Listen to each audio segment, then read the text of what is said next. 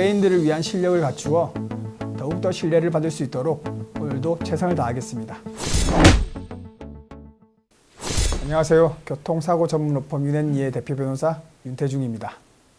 오늘은 중앙선을 침범해서 앞서가는 차량을 추월하려 하였으나 앞서가는 차량이 좌회전을 하는 바람에 발생한 사고에 대해서 말씀드리도록 하겠습니다. 이 사고는 8월 이른 아침 오전 7시경에 일어났습니다. 아시다시피 8월 오전 7시는 주변이 밝기 때문에 시야에 장애가 전혀 없는 시각입니다.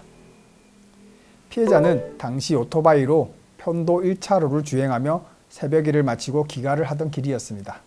목적지 장소에 이르러 피해자 오토바이는 좌회전을 시도하는데요. 그 순간 뒤를 따라오던 가해 차량은 갑자기 알 수 없는 이유로 가속을 하였고 좌회전을 하던 피해자 차량을 충격하고 맙니다. 그 충격으로 피해자 오토바이는 가해 차량 밑으로 차체가 깔리는데요. 사고 장면을 보면 당시 처참했던 상황을 충분히 짐작할 수 있습니다. 피해자는 외상성 경막하 출혈, 초점성 외내 출혈, 후두골과 저평골, 그리고 측두골 골절 등 초기 진단 전치 12주 이상의 중상해를 입게 됩니다. 피해자는 사고 직후 응급실에 가서 혈종을 제거하기 위해 두개골을 절개하였고 그 이후에도 상당히 오랜 기간 동안 집중치료실에서 치료를 받게 됩니다. 피해자로부터 사건을 위임받은 저희 윤앤리는 소장을 접수하면서 피해자의 신체 감정 과목으로 뇌를 관장하는 신경외과를 선택하여 신청서를 접수하게 됩니다. 신체 감정 신청서를 제출한 지 4개월 정도 지나 법원에서 지정한 대학병원에서 신체 감정이 이루어졌고 그에 대한 회신이 그 며칠 뒤에 법원에 제출되었습니다.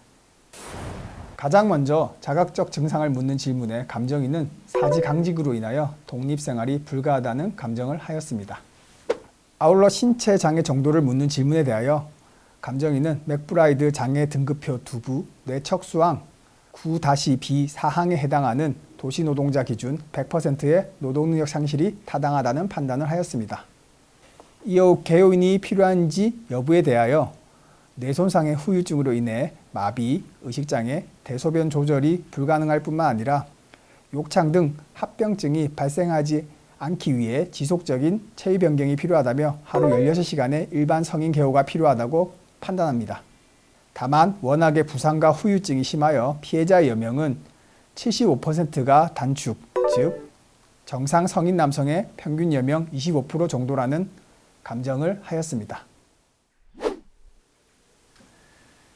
저희 윤앤리는 이 신체 감정을 근거로 일시손해, 그리고 향후 치료비, 그리고 개호비, 보조구 비용에 피해자의 정신적 고통에 대한 위자료를 더하여 청구 취지 및 청구 원인 변경 신청서를 재판부에 제출하였습니다. 이에 대하여 가해자 보험사 측은 개호는 간병과는 다른 의미로 환자의 생명활동에 필요한 최소한의 도움이 필요한 시간을 의미한다며 그리고 대법원은 사지마비 상태의 교통사고 피해자에게 1일 8시간의 개호를 인정했다는 사례를 들면서 반론을 제기합니다.